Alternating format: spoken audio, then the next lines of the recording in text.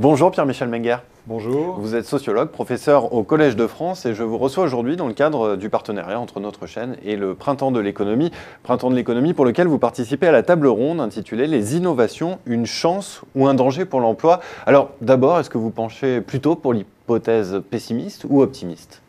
La science sociale manipule deux types de temporalité. Une temporalité extrapolative, où vous fixez au point d'origine et vous regardez ce qui peut arriver. Et dans cette temporalité-là, vous pouvez penser la catégorie d'optimisme ou de pessimisme en disant qu'est-ce qui va arriver, et vous la colorez subjectivement de vos propres caractéristiques personnelles et de votre propre disposition à prendre ou non des risques. Il y a une autre temporalité qui est celle dans laquelle se situe l'innovation, c'est celle de séquences qui s'ouvrent et se ferment, qui sont en partie imprévisibles et incertaines. C'est celle où l'action peut avoir lieu, mais aussi l'erreur, l'apprentissage. Et celle-là, on ne peut pas simplement en faire un objet d'extrapolation sur le long terme et le temps indéfini. Et si vous voulez appliquer à l'innovation des catégories qui sont précisément l'inverse, c'est-à-dire optimisme ou pessimisme, vous manquez l'idée de rupture, de faux bonds, d'accélération, des choses comme ça. Donc pour moi, c'est l'appliquer un vocabulaire à un autre monde ne marche pas. Il y a un décalage et je pense que l'innovation sans arrêt nous rappelle qu'il faut accepter la prise de risque, l'incertitude sur le résultat et l'apprentissage en permanence, l'action, l'expérimentation. Et celle-là, elle n'est pas assurée de réussir, par définition. Mais aujourd'hui, de manière plus terre-à-terre, on va dire que faire des caissières, des personnes au péage, qui voient leur emploi menacé par l'automatisation et la robotisation? Alors, ces emplois-là faisaient partie de la gamme des emplois que les sociologues adoraient décrire comme des emplois dévastés par l'aliénation du travail.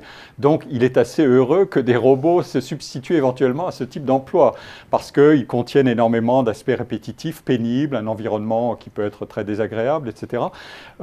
Il faut situer ces emplois dans une liste qui est la liste des métiers qui disparaissent, mais il y a une autre liste qui existe, c'est celle des métiers qui apparaissent sans arrêt.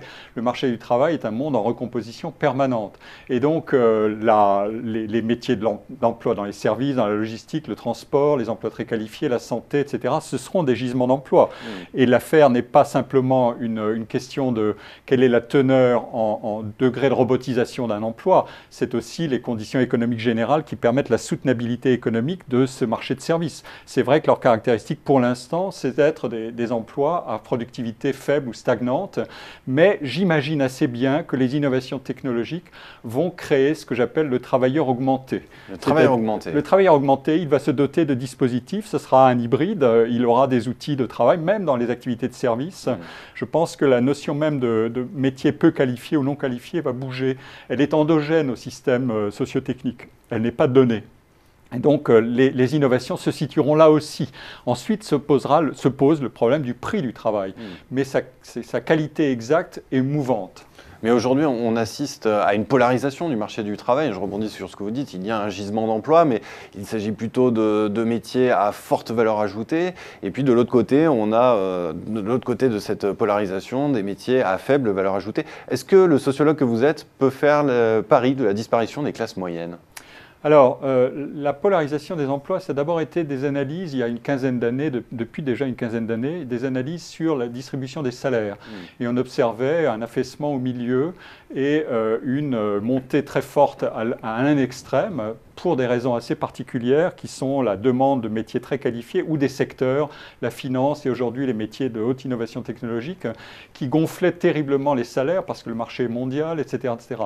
Et de l'autre, à l'autre extrême, ce sont des emplois peu qualifiés, peu payés, avec des perspectives de carrière faibles. Mais les métiers ne se sont pas détruits ou créés à la vitesse où se créent ces polarisations salariales.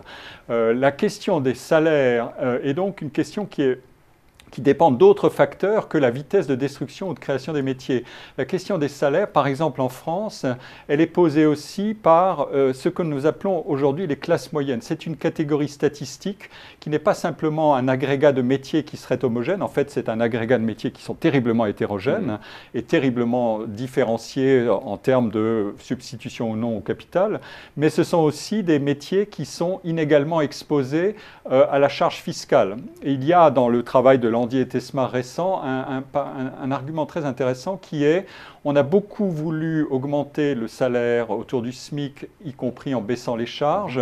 Et donc le salaire net augmentait vraiment en 20 ans de près de 30%, alors que la classe moyenne, c'est précisément celle qui a été ciblée pour concentrer la redistribution, non seulement par l'impôt, mais aussi par la charge sociale sur le salaire. Autrement dit, le coût réel du salaire pour l'employeur, il augmentait dans les classes moyennes, dans les emplois moyennement et très qualifiés, mais la feuille de paye, elle, ne bougeait pas tellement. Donc c'est ça qu'il faut prendre en compte, et c'est ce qui veut dire que la classe moyenne n'est pas simplement une question d'innovation ou non dans les technologies numériques, c'est aussi une gestion de l'État social français. Et est-ce que dans ce contexte, vous faites le pari que la question du temps de travail va revenir en force, le partage du travail et le temps de travail, est-ce que c'est une question qui va devenir d'actualité dans les toutes prochaines années avec cette polarisation du marché du travail? Moi, je vous proposerai la réponse suivante, c'est que je pense qu'aujourd'hui, la grande question, c'est autonomie et quantité de travail. Il y a une résurgence de l'indépendance au travail, sous des formes multiples, des statuts extrêmement hybrides, de l'indépendance classique jusqu'à l'auto-entrepreneuriat, etc., avec leur combinaison de précariat et d'autonomie. Et donc, vous observerez que dans les métiers de l'indépendance, dans le monde des indépendants, on travaille beaucoup plus que dans le monde des salariés et on se dit aussi beaucoup plus satisfait. En même temps, il y a beaucoup plus de risques. Mais les ajustements n'obéissent pas du tout à la mécanique du salariat classique. Dans le salariat classique, on a des emplois très qualifiés où on travaille énormément. Quand on a créé la loi des 35 heures, c'était le moment où on a fait apparaître dans les statistiques que les cadres supérieurs travaillaient beaucoup plus que les ouvriers, ce qui était une évolution inverse de l'évolution séculaire du temps de travail. Et donc, on avait une corrélation positive entre la qualité et la quantité d'heures de travail. C'est quand même assez étonnant. Et donc, le seul pays, quand j'ai observé ces problèmes, qui a cherché une solution d'équilibrage du temps de travail dans des enjeux sociaux larges, c'était la Hollande. Mais la Hollande l'a créé parce qu'il y a eu une sorte de compromis au sein des couples entre celui qui travaille à plein temps et celui qui travaille à temps partiel.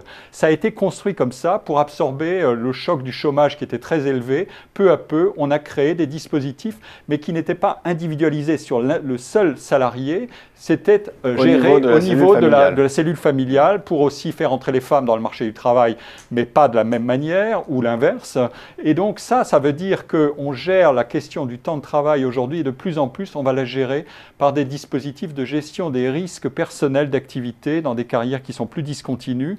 Et les exemples de multi-activité, de statut hybride qui combinent salariat et indépendance, ou de couples qui sont l'un indépendant, l'autre salarié, vont bousculer un peu le raisonnement en termes de temps de travail comme norme uniforme, applicable à tous. Eh bien, merci Pierre-Michel Mengers de cet éclairage sur les grandes questions que pose l'innovation et les liens, les effets sur le marché du travail. Merci. Merci de votre accueil.